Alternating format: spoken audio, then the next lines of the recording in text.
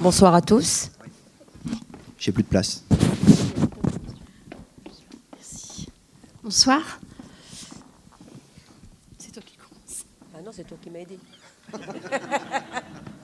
Elle est marrante. Comme vous voulez. Bon. En fait, c'est simple. Moi, c'est d'un point de vue différent. C'est plutôt commerçant. Dans les difficultés du Covid, j'ai eu, je ne sais pas si on peut parler de chance, mais la chance de rester ouverte, d'être l'une des seules commerçantes jugées aptes à rester ouverte, puisque dans les prioritaires, dans l'alimentation. Donc, pour certains, ça peut paraître... moi, je ne l'ai pas vécu comme une chance, en fait, du tout. Parce que je suis de nature comme ça, en fait. Je me sentais privilégiée, mais en même temps, j'étais gênée par rapport à mes collègues, par rapport à mes amis aussi, parce qu'on est devenus des amis quand même depuis une dizaine d'années. Et puis, ce premier jour de confinement, en fait, ce 16 mars, moi, je l'ai très, très mal vécu. J'ai vu mon magasin se vider.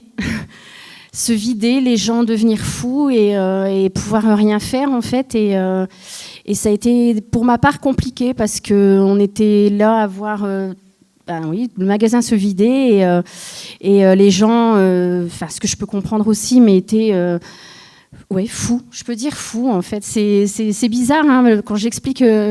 J'avais l'impression d'être au-dessus de mon corps et de voir une scène d'un film. Parce que ce jour-là, je ne vais même pas le cacher, hein, j'ai fait plus du double, voire presque le triple de mon chiffre d'affaires. C'était jamais arrivé. Et non, mais vraiment. J'ai baissé les volets ce jour-là. C'était, je sais pas. J'ai pris des photos du magasin qui a été vidé, qui a été pillé presque en fait. Alors après, on est resté ouvert, on est resté présent. On a dû faire face parce que le côté solidaire et chaleureux de tout ce que vous venez de raconter, moi, en fait, je l'ai vécu d'une certaine manière, mais en même temps, ça a été très dur en tant que commerçant. Mes employés ne sont pas là pour témoigner, mais nous, ça fait 2 ans, c'est très dur. C'est très dur parce qu'en plus d'être commerçant, on est gendarme. Et c'est ce qui a pris le pas sur notre métier principal, en fait, c'est de toujours rappeler le masque, de rappeler le nombre de personnes autorisées, de rappeler les règles, les gestes barrières. Et ça en devient... On s'est fait agresser, on s'est fait insulter, j'ai eu des plaintes. Hein, comment ça s'appelait? On devait fermer à 19h, là, les couvre-feux. J'ai quand même des gens qui ont écrit à Carrefour pour se plaindre de mes horaires de fermeture. Parce que on fermait un quart d'heure avant, parce que nous aussi, il fallait qu'on rentre chez nous. Ça a été un côté très difficile. Et maintenant moins, mais c'est encore là. Et mes employés, je sais que vous connaissez beaucoup Christine, surtout Christine, parce qu'elle est à 35 heures, donc elle est très présente. On est restés bien marqués toutes les deux, puisqu'on était les plus présentes en magasin, et ça nous a beaucoup pesé. Et malheureusement, ça nous rend même un peu aigris, en fait, asocial, parce que quand on rentre chez nous, on en a... jusque-là. Mais voilà, il y a eu des bonnes choses, il y a eu des moments de solidarité. On essayait de trouver comment on pouvait aider les gens. Donc nous, déjà, on fait la livraison à domicile, on livre le foyer de personnes âgées. Donc on s'est mis en place avec Madame Dumont directement par mail où ils nous envoyaient les commandes par photo pour éviter, parce que le téléphone, ça n'arrêtait pas. Ils nous envoyaient les commandes par photo, ils nous envoyaient par mail. J'ai même eu un lien pour dire, il y a un monsieur qui vivait à Paris qui pouvait plus se déplacer pour livrer sa maman. Donc il m'envoyait par mail les commandes, il m'envoyait les chèques, on faisait des comptes en attente et tout.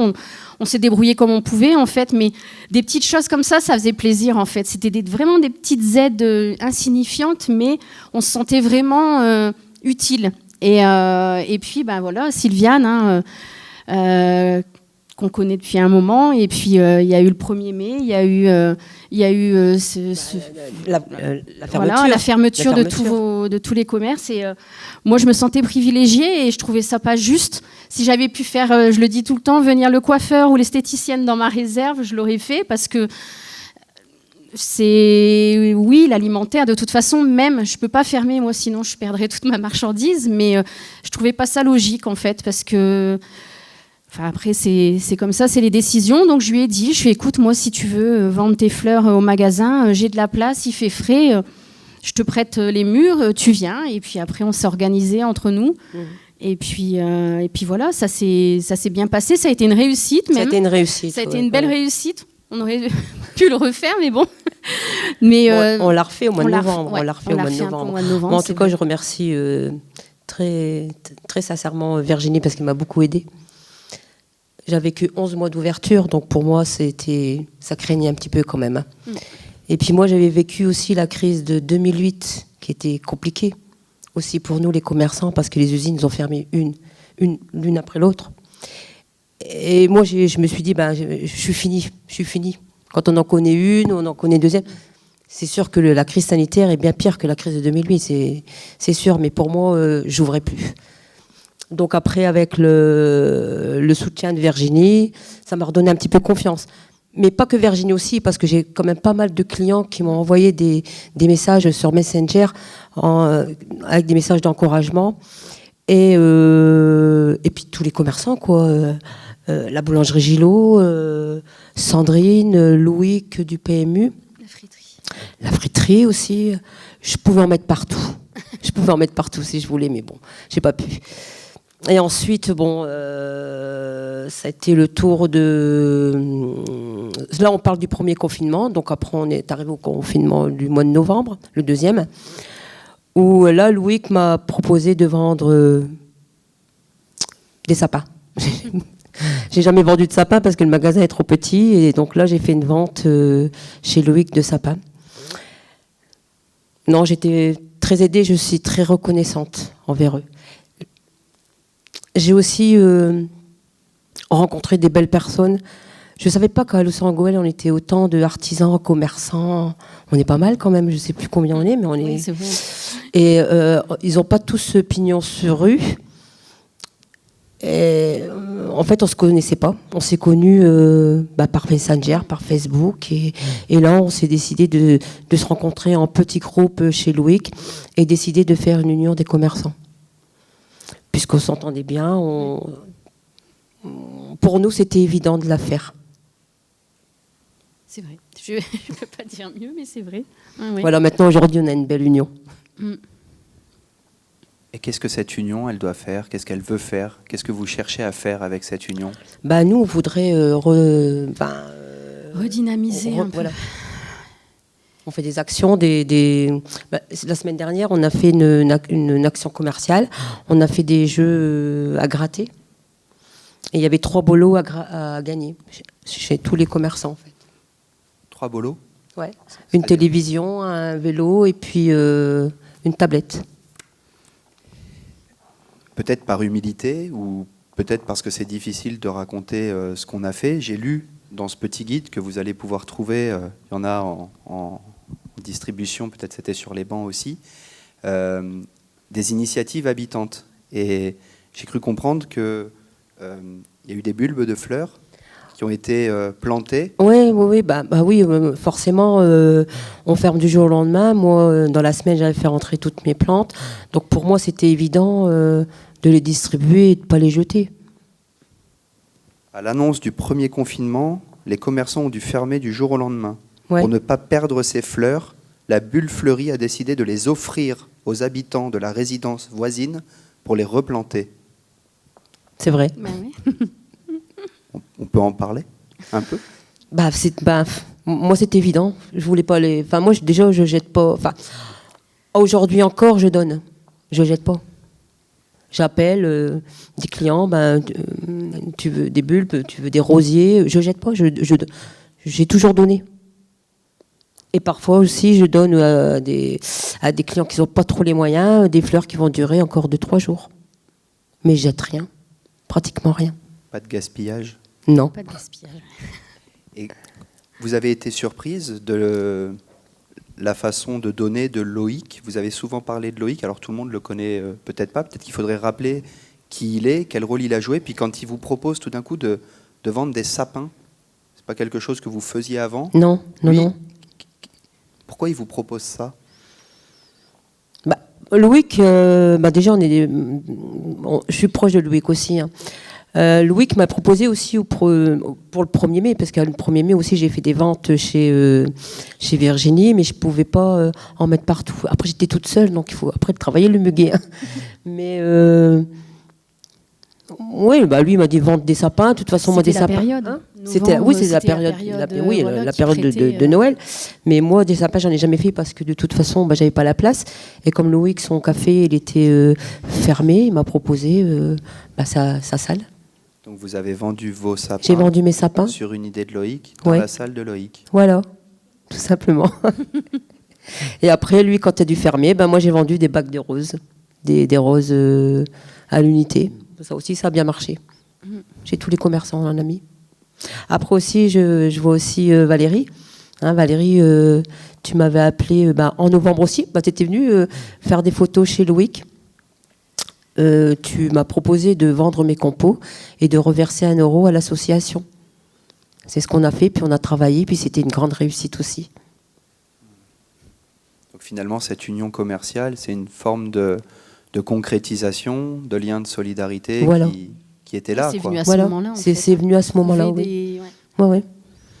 Et puis après, j'ai rencontré des belles personnes, hein, comme les Brunières, je ne les connaissais pas.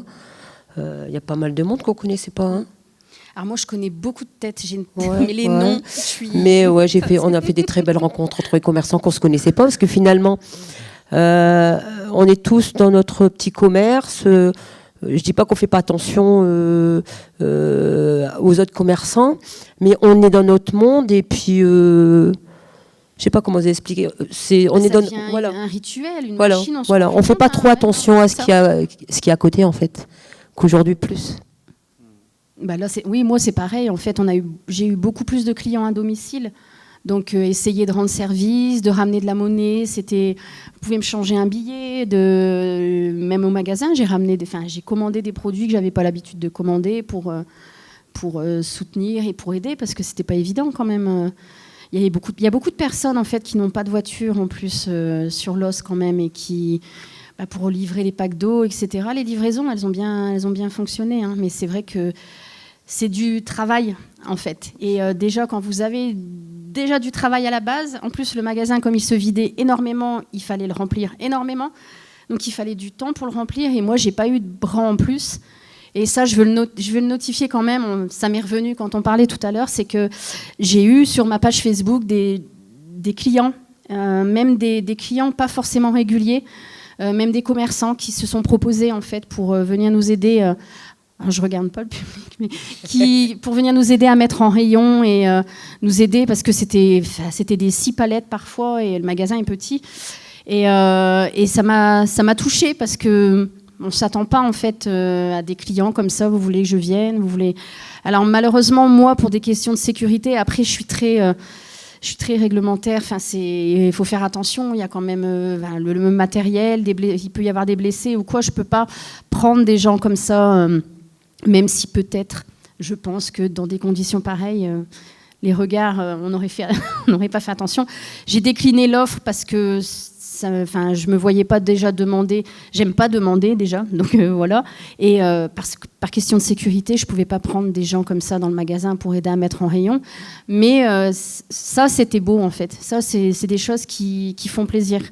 Comme pareil dans la solidarité ou qu'on disait tout à l'heure, les petites gouttes d'eau.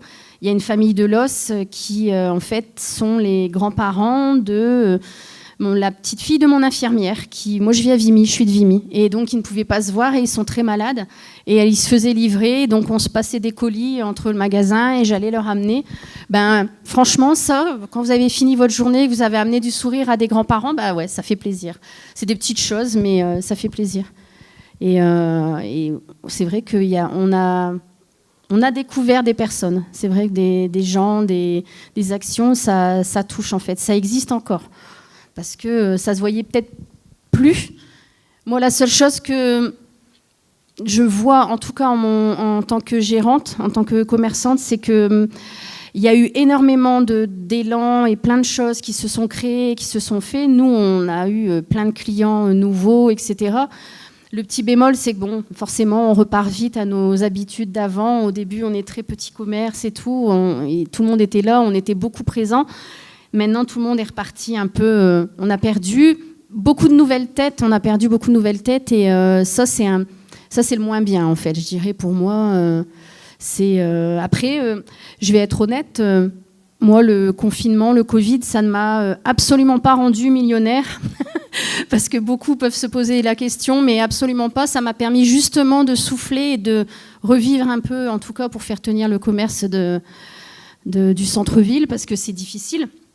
Donc oui, le Covid m'a amené un petit peu positif, mais après, au niveau financier, je dirais.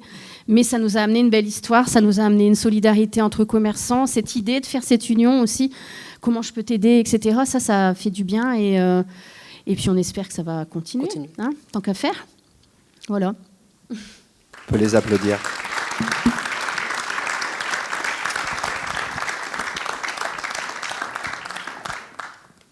Une réaction, une émotion ou une question? Merci. Moi, je voulais dire que j'ai travaillé au foyer des personnes âgées pendant le confinement. On s'est connus comme ça, toutes les deux. Et ça m'a permis de connaître tous les commerçants. Parce que moi, j'ai fait le lien entre le foyer, les réceptions de chèques, les commissions, mais pas que là, avec les boulangeries aussi. Et sachez, les commerçants, quand même, que pendant le confinement, on n'avait que vous. Vos sourires derrière le masque, mais le sourire, c'était le seul lien qu'on voyait de l'extérieur. On ne voyait plus nos enfants, tout ça. Donc, vous avez été très important pour nous. N'oubliez jamais ça.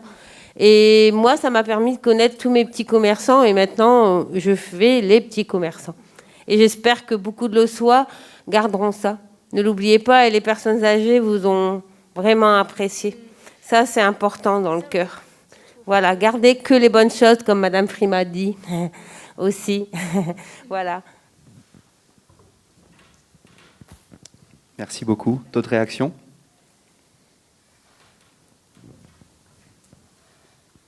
Merci. Je voulais réagir à tous les témoignages d'un coup, du coup. Et vous remercier parce que c'était très touchant de vous entendre parler avec autant de facilité, en fait, d'ailleurs, sur scène aussi, et autant de sincérité, et surtout beaucoup d'humilité. J'entends énormément ça, et je crois que le public vous rend, et que vous renvoyez cette humilité, là, en continu, c'est très beau. Et parce que vous parlez d'évidence, de bon sens, et ça m'a touchée qu'il ait été dit que c'était inadmissible de rien faire, de ne pas bouger. Et on entend ça, on entend comment l'inaction vous a pressé d'agir, chacun à son niveau, et c'est, voilà, c'est très beau. Et ce que j'ai remarqué aussi, c'est comment toute forme d'effondrement, on parle beaucoup de Covid, mais on a parlé aussi de maladies, d'éloignement entre des familles, de souffrance dans les foyers, etc., finalement a été un levier là, dans vos témoignages pour réinventer quelque chose et se concentrer sur l'essentiel, sur la relation humaine, sur le sourire qu'on peut échanger dans une journée, sur le rire que vous avez produit. Et je trouve que c'est inspirant parce que finalement, on peut s'adapter à partir de n'importe quelle situation, n'importe quel type d'effondrement. Donc ça rebooste. Merci. Merci pour ce témoignage, cette réaction.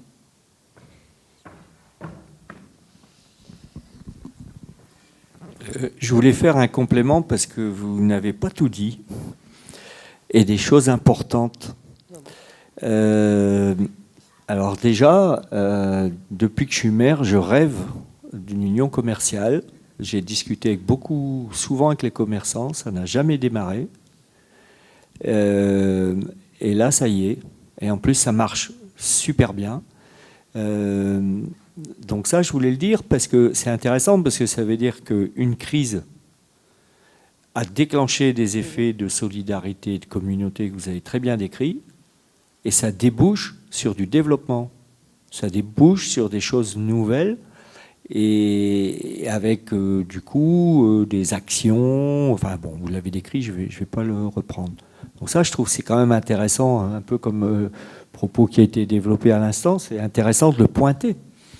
Parce que sinon, de regarder un peu comme les deux initiatives précédentes, quelque part, elles apparaissent en situation de difficulté. Donc du coup, c'est magnifique de se dire qu'il y a des gens qui ont des ressources pour entreprendre à ce moment-là. Et voilà. Donc du coup, ça donne de l'espoir, quoi, par rapport à la question des difficultés, des crises.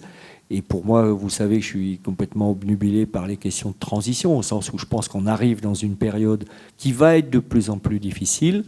Et que là, il y a des ressources qui partent des gens, quoi. Je trouve que c'est vraiment intéressant. Puis la deuxième chose que je voulais dire, c'est que vous n'avez pas dit non plus qu'au 8-8, vous êtes devenu pilote au niveau national, parce que vous déclenchez dans de... Oui, parce qu'un jour, je vais vous le dire, devant tout le public, je vous l'avais dit déjà, il y a le responsable national de Carrefour Développement Durable qui m'a appelé pendant 2 heures.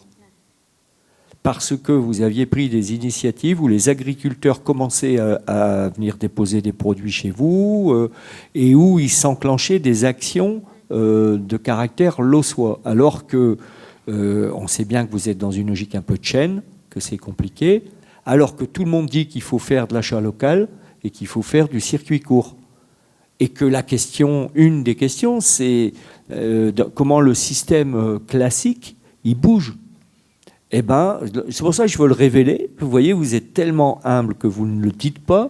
Et vous avez mis sur vos vitrines, ici, les Lossois votent pour les produits qu'ils veulent. Vous connaissez beaucoup de magasins qui font ça ailleurs en France, où les gens ont mis en place un mécanisme pour voter sur les...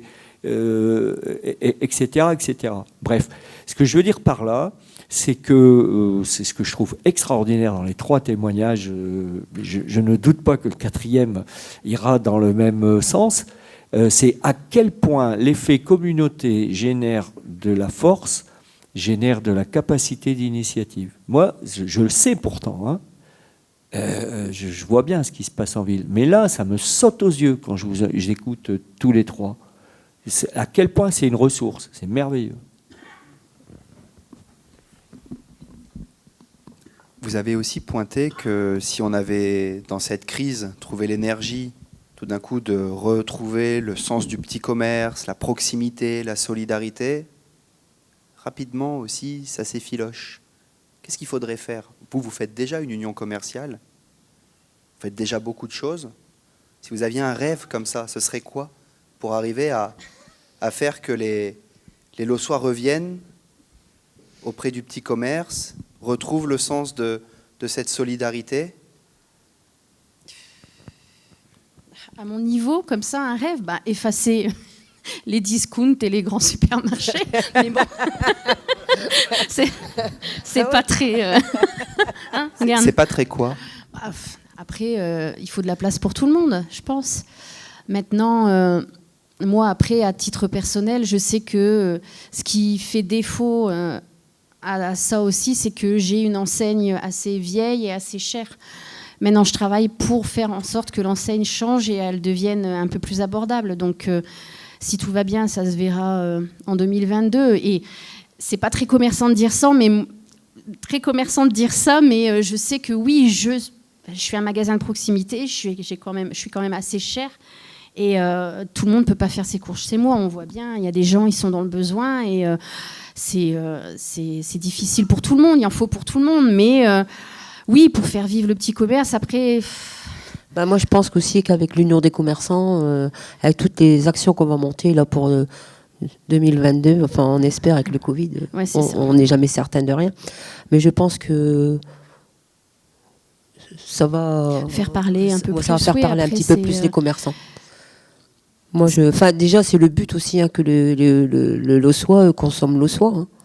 Donc, moi, je pense qu'on va le voir à travers de nos actions pour 2022.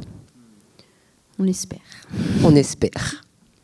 Je voudrais peut-être repasser la parole à la mairie, parce qu'effectivement, la question des discounts, des supermarchés, alors, c'est pas seulement une question de prix plus accessibles, c'est aussi parce qu'ils sont basés sur des grosses chaînes, des gros volumes, qu'ils ont la capacité, parce qu'ils ne sont pas dans la proximité, justement, d'avoir des prix moins chers qui répondent évidemment à un besoin. Mais on voit bien que derrière cette question-là, quand je vous parle de votre rêve, on tombe sur la question politique.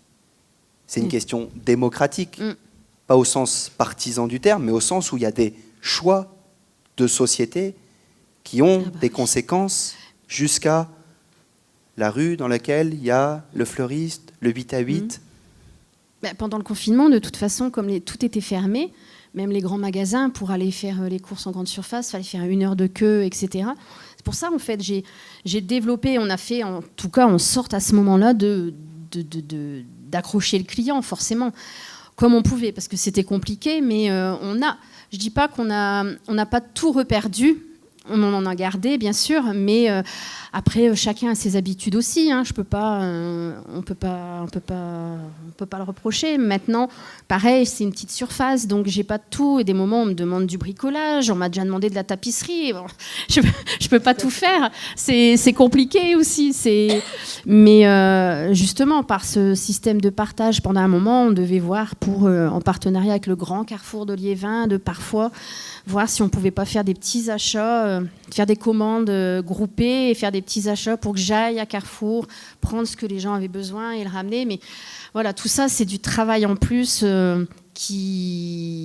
avec mes 4 petits employés et moi, c'est pas possible. C'est du travail, donc, vous l'avez dit à plusieurs reprises, c'est du travail. C'est ça, c'est que, voilà, il y a beaucoup d'envie, il y a beaucoup d'idées, mais il n'y a pas toujours les bras nécessaires et le temps aussi, donc...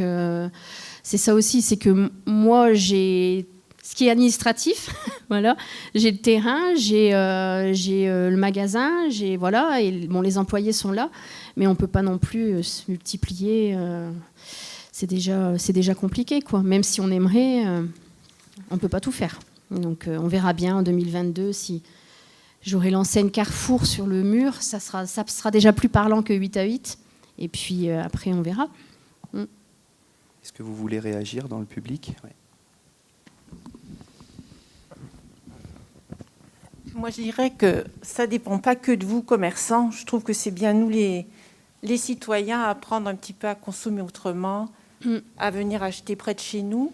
Et je trouve un peu dommage que ceux qui sont venus vous trouver pendant le Covid soient un peu ingrats et puis vous laissent un peu tomber maintenant. Ça, c'est un peu rude quand même. Oui. Et le changement, ça tient à nous les habitants hein, aussi, beaucoup. Hein. Si on continue à venir faire travailler localement, voilà, ça sera un pas en avant. Enfin, merci pour ce que vous avez fait. Et dommage si un certain nombre ne garde pas de gratitude pour vous. C'est comme ça. Peut-être, Jean-François, sur la question, parce que tu l'as indiqué tout à l'heure, on vote au 8 à 8, qui va devenir Carrefour bientôt, pour des produits locaux, d'Elossois. La mairie, elle n'a pas l'influence de faire en sorte que les grands discounts ne s'installent pas. Enfin, ce n'est pas son niveau de compétence, mais est-ce qu'on est impuissant complètement ? Alors, au début, quand tu as posé la question, je me suis dit, est-ce qu'il va falloir que je réponde à cette question ? Je vais être en difficulté parce que c'est pas évident, quoi. Parce qu'effectivement, on est dans un pays de libre marché et qu'on n'est pas en Union soviétique et c'est heureux. Si on avait des magasins obligatoires, je ne suis pas sûr que ce serait une amélioration. Bon. Mais en même temps, on voit bien que la libre concurrence, ça pose des problèmes. Alors, du coup, rapidement dans ma tête, au cas où Julien me donnerait le micro, je rappelle quand même que Los Angeles, et ça nous pénalise, a toujours refusé les grandes surfaces. Il faut que vous sachiez que si Cora est à Vendin-le-Vieil, c'est parce que Los Angeles, à l'époque, n'avait pas voulu. Et que depuis que je suis maire, j'ai eu des propositions que j'ai refusées. Et que, par exemple, un jour, on est venu me proposer un drive à la sortie de l'échangeur route de la Bassée, là où il va y avoir l'hôpital, mais du côté Los. J'ai refusé ce drive. Le mec me dit, mais vous êtes fou, enfin, j'ai jamais vu quelqu'un refuser, je vous amène des emplois, etc. J'ai dit non, je ne veux pas. Le problème, c'est que 2 ans plus tard, à la communauté d'Aglo, on a voté une aide pour l'installation d'un drive. J'ai reconnu la personne qui était venue voir dans une commune qui est à côté de Los, dont je n'irai pas le nom pour ne pas être désagréable. Et comme c'est un collègue qui me donne souvent des leçons idéologiques, bon, je ne vais pas en dire plus, j'ai dit, ben alors là, c'est le pragmatisme révolutionnaire, ça. En pratique, tu dis des trucs, et puis en fait, ben, bon. Et on peut dire, d'une certaine manière, j'ai pénalisé l'os parce que le drive qui est maintenant dans la commune à côté, dont je ne dirai pas le nom, mais en plus, il paraît qu'il ne marche pas trop bien, donc je ne suis pas mécontent. C'est pour ça on va faire un drive avec Monsieur Seguin. Bon. Coup, oui, c'est pour ça que je pensais ça. On va essayer de faire un truc autour du rond-point. Ça pourrait être drive bien, solidaire. Voilà. Et Victor, à vélo avec des charrettes aussi. Hein. Voilà. Bon, donc du coup, je voulais quand même dire ça pour dire qu'on peut essayer, mais que c'est compliqué. Cet exemple-là, je me suis dit, je me prends une claque, quoi. J'essaye d'avoir du courage politique, et puis voilà. Non, mais surtout, par contre, ce qui est intéressant par rapport à votre question, c'est que ce qu'on essaye de faire avec le monde des agriculteurs, avec la production locale d'un système alimentaire territorial durable, c'est son nom, donc c'est un nom techno, désolé, hein, mais c'est justement, pardon ? Non, je ne sais pas non plus. C'est justement d'essayer de structurer des filières à l'échelle locale, parce que comme vous m'avez dit, parce que à chaque fois que je vais au 8 à 8 et que je vous vois, je vous pose des questions. C'est vrai, oui. Je dis comment ça marche, etc. Et vous m'avez expliqué que les pommes de terre de Pierre Damageux puis du GAEC, elles n'étaient pas vendues. Vous savez pourquoi elles ne sont pas vendues ? Parce qu'elles n'étaient pas propres. Ouais. Alors qu'elles sont délicieuses, alors qu'elles viennent de l'os et qu'elles sont toutes fraîches. Et que vous me dites et qu'elles sont bio. Et qu'elles ne sont pas chères globalement par rapport à ce qu'on pourrait avoir ailleurs. Et du coup, vous m'avez dit, mais moi, monsieur le maire, je ne peux pas les nettoyer moi-même, les mettre en sachet. Et Pierre, il dit, mais moi, ce n'est pas mon métier, moi, je fais des patates. Donc, on essaye en ce moment d'installer ça. D'ailleurs, on a différents projets, ce n'est pas le lieu pour en parler ici.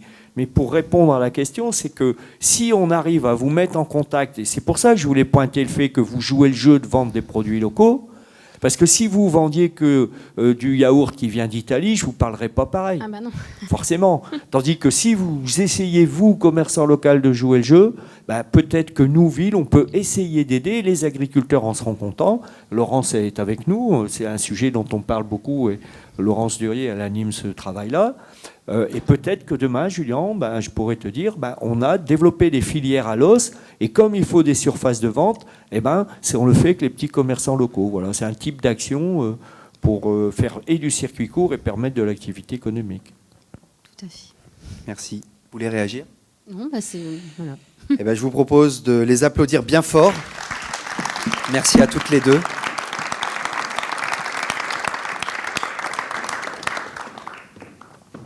Et on va accueillir, à nouveau dans un tonnerre d'applaudissements, on va garder un peu d'énergie.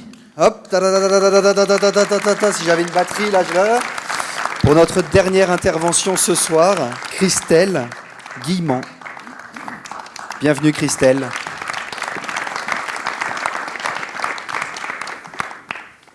Je vais faire juste un petit geste Covid, le temps que vous vous installiez. Voilà, hop. Faire animateur.